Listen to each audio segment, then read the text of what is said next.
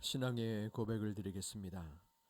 전능하사 천지를 만드신 하나님 아버지를 내가 믿사오며 그 외아들 우리 주 예수 그리스도를 믿사오니 이는 성령으로 잉태하사 동정녀 마리아에게 나시고 본디오 빌라도에게 고난을 받으사 십자가에 못 박혀 죽으시고 장사한 지 사흘 만에 죽은 자 가운데서 다시 살아나시며 하늘에 오르사 전능하신 하나님 우편에 앉아 계시다가 저리로서 산자와 죽은 자를 심판하러 오시리라.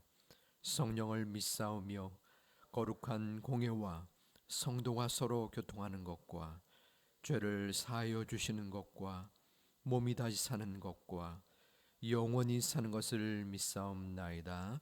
아멘. 우리 438장 찬양 드리겠습니다.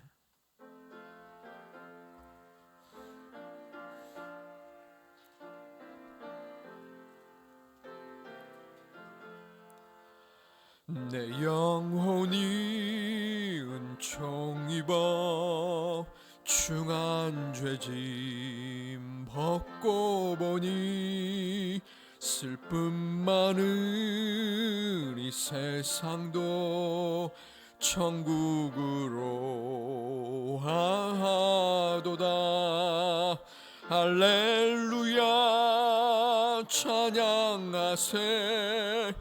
내 모든 죄 사함 받고 주 예수와 동행하니 그 어디나 하늘나라. 주의 얼굴 뵙기 전에 멀리 뵈던 하늘나라 내 맘속에 이루어지니 날로 날로 가깝도다. 할렐루야 찬양하세. 내 모든 죄 사함 받고 주 예수와 동행하니 그 어디나 하늘나라. 높은 산이 거친 들이 초막이나 궁궐이나 내 주 예수 모신 곳이 그 어디나 하늘나라.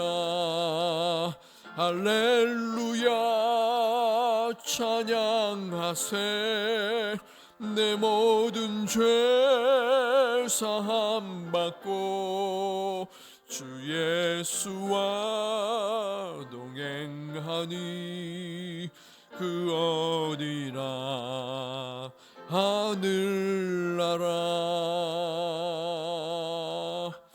아멘.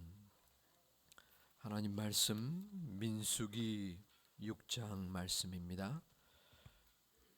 구약 204면 민수기 6장 13절부터 27절까지 말씀을 교독하도록 하겠습니다. 민수기 6장 13절부터 27절까지의 말씀, 제가 먼저 13절을 봉독합니다. 나실인의 법은 이러하니라. 자기의 몸을 구별한 날이 차면 그 사람을 회막문으로 데리고 갈 것이요 그는 여호와께 헌물을 드리되 번제물로 1년 된 흠없는 수양 한 마리와 속죄제물로 1년 된 흠없는 어린 암양 한 마리와 화목제물로 흠없는 수양 한 마리와 무교병 한 광주리와 고운 가루에 기름 섞은 과자들과 기름 바른 무교 전병들과 그 소제물과 전제물을 드릴 것이요 제사장은 그것들을 여호와 앞에 가져다가 속죄제와 번제를 드리고 화목제물로 순양의 무교병 한 광주리를 아울러 여호와께 드리고 그 소제와 전제를 드릴 것이요 자기의 몸을 구별한 나실인은 회막문에서 자기의 머리털을 밀고 그것을 화목 제물 밑에 있는 불에 둘지며 자기의 몸을 구별한 나실인이 그의 머리털을 민 후에 제사장이 삶은 순 양의 어깨와 광주리 가운데 무교병 하나와 무교 전병 하나를 취하여 나실인의 두 손에 두고 여호와 앞에 여제로 흔들 것이며 그것과 흔든 가슴과 받들어 올린 넓적 다리는 성물이라 다 제사장에게 돌릴 것이니라. 그 외에는 나실인이 포도주를 마실 수 있느니라. 이는 곧 서원한 나실인이 자기의 몸을 구별한 일로 말미암아 여호와께 헌물을 드림과 행할 법이며 이후에도 힘이 미치는 대로 하려니와 그가 서원한 대로 자기의 몸을 구별하는 법을 따라 할 것이니라. 여호와께서 모세에게 말씀하여 이르시되 아론과 그의 아들들에게 말하여 이르기를 너희는 이스라엘 자손을 위하여 이렇게 축복하여 이르되 여호와는 내게 복을 주시고 너를 지키시기를 원하며 여호와는 그의 얼굴을 내게 비추사 은혜 베푸시기를 원하며 여호와는 그 얼굴을 내게로 향하여 드사 평강 주시기를 원하노라. 원할지라. 같이 있습니다. 그들은 이와 같이 내 이름으로 이스라엘 자손에게 축복할지니 내가 그들에게 복을 주리라. 아멘. 성전에 나오실 때에 1000번째 예물을 13분이 드리셨습니다.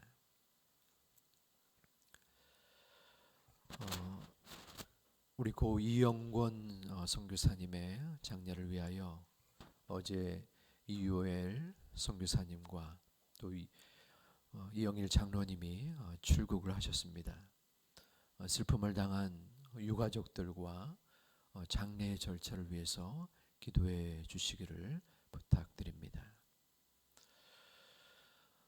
민수기 6장에서는 나실인의 법에 대하여 설명을 합니다. 어제 본문에서는 나실인이 지켜야 될 세 가지 규례를 말씀하였습니다. 첫 번째는 금주와 포도주를 금할 것, 그리고 그 머리에 삭도를 대지 말 것과 시체를 가까이 하지 말 것을 말씀하였습니다. 오늘 13절부터 27절까지는 크게 두 가지로 구분이 되는데 21절까지의 말씀은 나실인으로서 정한 규례를 지키고 일반인, 나실인이 아닌 나실인은 정한 규례를 꼭 구별하여 지켜야 될 성별된 의무가 있었습니다. 그 기간이 마친 후에 일반인으로 돌아가는 절차에 대한 설명입니다. 그리고 나머지 두 번째 부분은 제사장의 축복의 기도를 나타납니다. 먼저 14절부터의 13절부터의 모든 모습은 이렇게 나타납니다. 나실인의 법은 이러하니라. 자기의 몸을 구별한 날이 차면.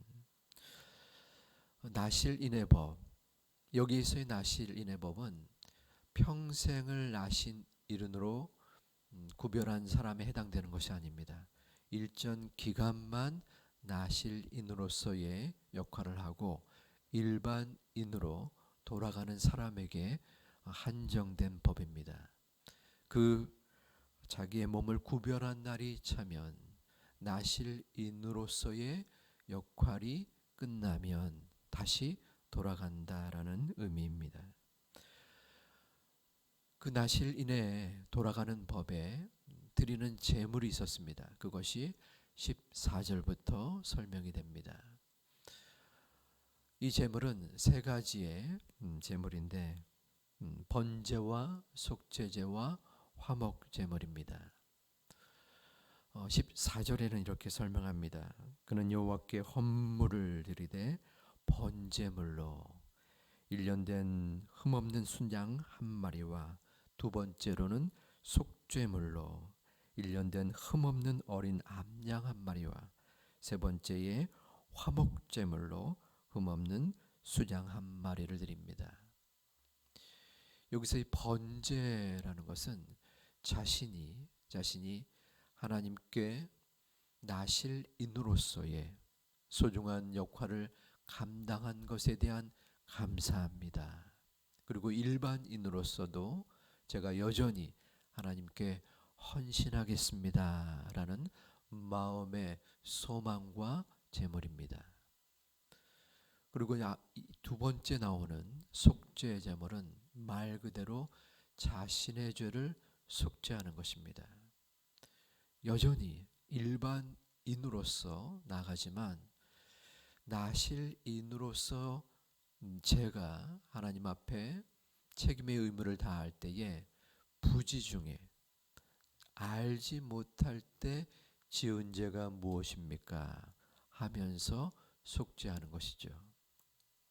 마지막 세 번째 화목제물은 이후에도 여전히 하나님과 화목하게 지내기를 원합니다 하는 제물의 뜻이 담겨져 있습니다. 그리고 15절에서는 또한 계속하여서 소제와 전제물에 대한 설명이 나옵니다. 이어 16절부터 21절까지에서는 이 제물을 드린 후에 제사장이 그것을 취하고 그 후에 그 절차적인 설명이 나타납니다. 제사장은 그 번제와 속죄제와 화목제를 받았지만 우선적으로는 번제를 드리지 않고 속죄 제물을 먼저 바칩니다. 그 후에 번제와 화목 제물로 드려집니다. 그리고 규칙의 마지막 부분은 이 머리카락도 자른 후에 화목 제물의 앞에 바칩니다. 머리카락마저도 하나님께 구별된 모습으로 드려지는 것입니다.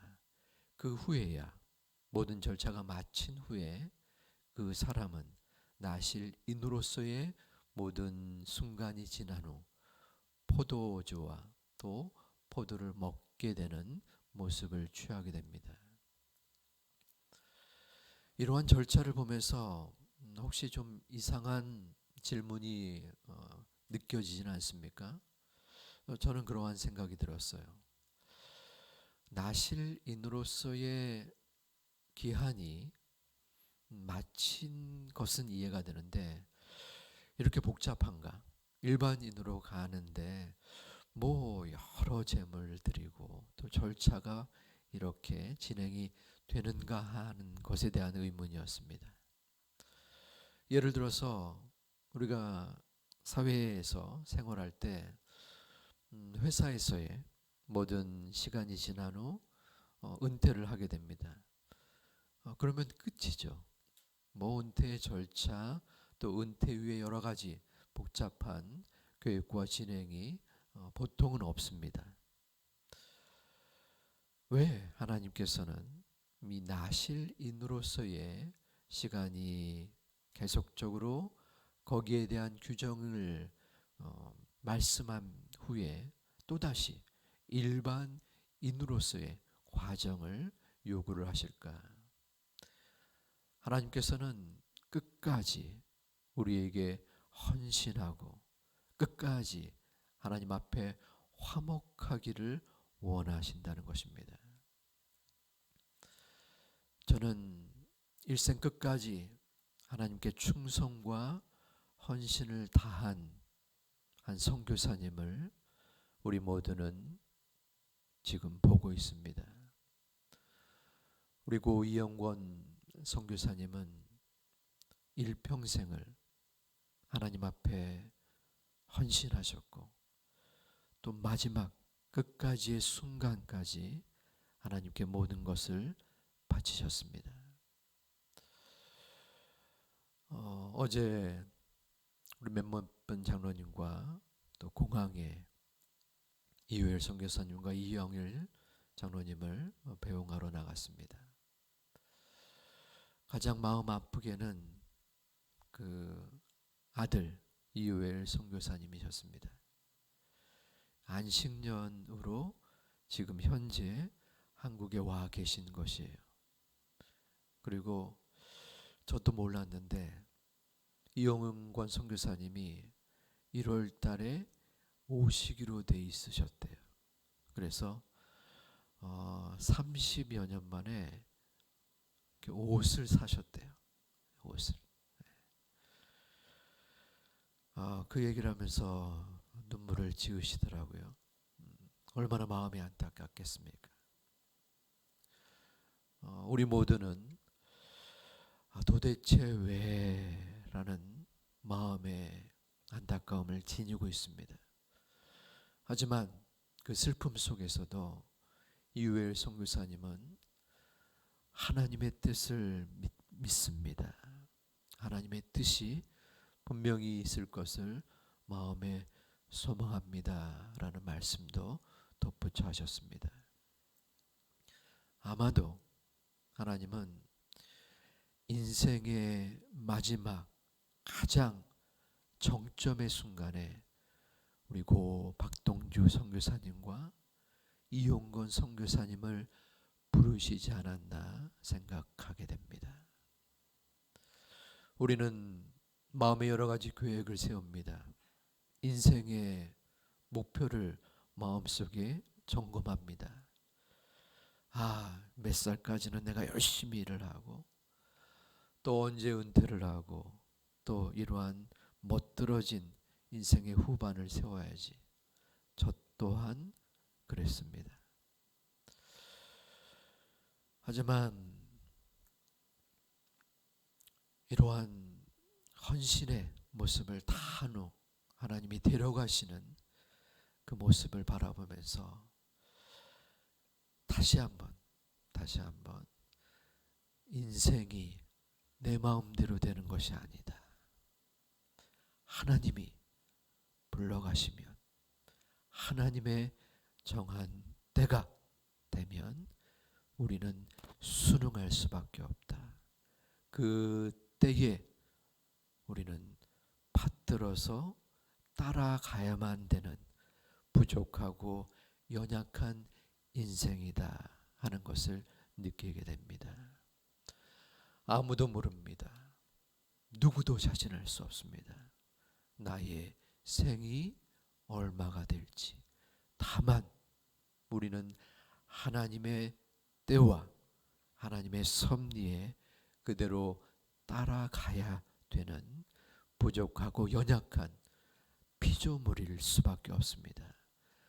우리에게 정해준 그 시기, 우리에게 주어지는 그 헌신의 모습, 우리에게 베풀어 주신 이 땅의 삶에 오늘 하루도 감사함으로, 오늘 하루도 겸손함으로, 오늘 하루도 순종함으로 우리는 따라가야 되는 부족한, 그리고 하나님께 부여받은 우리의 모습입니다. 사랑하는 우리 제2교회의 이 새벽을 깨우러 나오신 성도님, 그리고 영상으로 예배드리는 하나님의 자녀들, 내일 이 시간 우리가 이곳에 있으리라는 보장을 아무도 할 수 없습니다. 우리에게 주어진 오늘 하루 감사함으로, 행복함으로 주님 앞에 기도하고 나아갈 수 있는 하나님의 자녀들이 되시기를 주님의 이름으로 축원드립니다. 두 번째, 22절부터 27절까지는 제사장의 축복입니다. 하지만 엄밀하게 더 정확하게 말하면 제사장에게 임한 하나님의 축복입니다. 오늘 말씀 24절부터 26절까지 말씀을, 이게 굉장히 유명한 구약의 축복인데 함께 봉독해 보겠습니다. 여호와는 내게 복을 주시고 너를 지키시기를 원하며 여호와는 그의 얼굴을 내게 비추사 은혜 베푸시기를 원하며 여호와는 그 얼굴을 내게로 향하여 드사 평강 주시기를 원하노라 할지니라 하라. 아멘. 아멘. 여기서의 축복의 핵심은 하나님께서 너를 지키신다. 내게 복을 주신다. 내게 얼굴을 향하신다. 내게 얼굴을 드신다. 하나님의 함께 하심의 축복입니다. 하나님이 내게 물질을 주신다. 하나님이 내 자녀를 잘 되게 하신다. 하나님이 내게 여러 가지 삶 속에 필요한 것을 채워주신다. 그러한 말은 나오지 않습니다. 하나님이 너를 지키신다. 너에게 얼굴을 향하여 드신다. 우리에게 가장 큰 축복은 하나님이 나를, 나의 가정을 나와 함께 하신다는 것입니다. 그 어떤 어려움과 고통과 눈물 속에서도 하나님이 나와 함께 하시면 능히 그것이 우리에게 복이 될 줄로 믿습니다. 그런데 중요한 것은 이 복이 아무에게나 주어지는 것이 아닙니다. 이 본문은 나실인의 그 헌신과 또 결심과 또 정결함 뒤에 나온 본문입니다. 하나님은 이스라엘 백성들에게 이 나실인처럼 너희도 하나님 앞에 나아가기를 원한다. 하나님을 믿고 의지해야 된다. 하나님께 헌신을 다해야 한다라는 것을 요구하시고 그 후에 이 본문을 주셨습니다.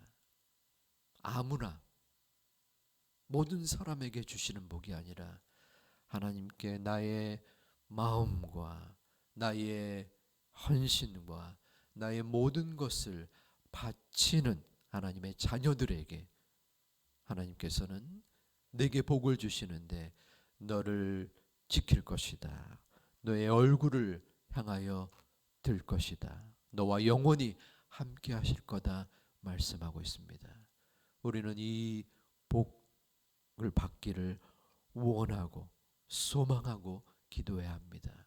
그 이전에 먼저 하나님 앞에 나의 모든 것을 바칠 수 있는 마음을 드림으로 하나님은 그 사람에게 똑같이 축복의 은혜를 허락하여 주시는 것입니다. 오늘 하루도 우리는 기도로 나아갑니다. 그리고 하나님 앞에 무엇을 드려야 할 것인가? 하나님 앞에 드려야 될 나의 헌신은 무엇인가? 기도는 무엇인가? 구별된 나의 삶의 행동은 무엇인가? 마음에 고민하고 다짐하고 기도하는 가운데 하나님께서 우리의 삶을 지키는 그 모습을 확신하고 또한 기뻐 감사할 수 있는 오늘 하루가 되시기를 주님의 이름으로 축원을 드립니다. 아버지 하나님, 주님 앞에 나왔습니다. 부족하고 연약하지만 하나님의 눈을 뜨게 하셔서 생명호흡을 주셨고 우리에게 이 새벽에 피곤하고 지친 몸이지만 일어나 박차고 나아가기에 망설임도 있었지만 주님 앞에 나왔습니다. 이 모습을 귀하게 보신 줄 믿습니다. 아버지 하나님, 저희들의 드려지는 마음의 소망의 기도와 또 이 예배당에 나오고 또 이 기도를 드리고 예배를 드리는 우리의 모습 가운데 주님의 의로운 손으로 붙잡아 주시옵소서. 하나님의 함께하여 주시옵소서. 하나님께 드려지는 기도 가운데 주님 받아주시고 오늘 하루의 은총을 허락하여 주시옵소서. 일천번제의 예물을 주님 앞에 드리오니 주님 그 마음의 소망을 어여삐 보아 주시사 하나님의 때에 하나님의 방법으로 주님의 의로운 응답의 은총이 있게 하여 주시옵소서. 우리 이제 먼 탄자니아에서 슬픔 속에서라도 하나님의 뜻을 구하며 하나님의 은혜를 소망하며 지금 장례의 절차를 치르고 계신 소중한 가족들에게 함께하여 주시옵소서. 모든 치료의 과정을 경험하고 있는 우리 다른 가족들 지켜주시고 하나님 모든 장래의 끝까지 함께하여 주시옵소서. 오늘 하루의 기도를 주님 앞에 드립니다. 말씀을 들었습니다. 주님 우리에게 주어진 그 은혜의 시간, 헌신의 시간을 마음으로 생각하며 기도하고 또한 하나님이 나를 지켜 주시리라는 그 약속의 말씀 붙잡고 나아가는 오늘 하루의 삶 되게 하여 주시옵소서. 예수님의 이름으로 기도하옵나이다. 아멘. 하늘에 계신 우리 아버지여, 이름이 거룩히 여김을 받으시오며 나라의 임하옵시며 뜻이 하늘에서 이룬 것 같이 땅에서도 이루어지이다. 오늘날 우리에게 일용할 양식을 주옵시고 우리가 우리에게 죄진 자를 사하여 준 것 같이 우리 죄를 사하여 주옵시고 우리를 시험에 들게 하지 마옵시고 다만 악에서 구하옵소서. 내게 나라와 권세와 영광이 아버지께 영원히 있사옵나이다. 아멘. 우리 함께 내일 목요일 사랑을 위해서 전국 성경고사 찬양대회가 있습니다. 마지막까지 준비하는 우리 교회학교 학생들 또 지도하는 우리 선생님들에게 끝까지 힘 주시기를 기도해 주시고, 지난 성경금 작정을 우리가 드렸는데 올 한 해 동안 우리 선교사님들 어려움 속에서도 함께 해달라고 마음속에 기도해 주시고, 또한 마지막 공동의 기도 제목은 탄자니아의 모든 장례의 절차 그리고 슬픔을 당한 우리 유가족들을 위해서 함께 기도 드려진 후에 말씀을 생각하며 또한 마음에 개인의 기도를 하나님 앞에 드리도록 하겠습니다. 아버지 하나님, 이 시간 주님 앞에 나아마 기도합니다. 아버지, 저희들의 모든 모습 속에 함께하여 주시고 아버지 하나님 앞에 드려지는 소망의 기도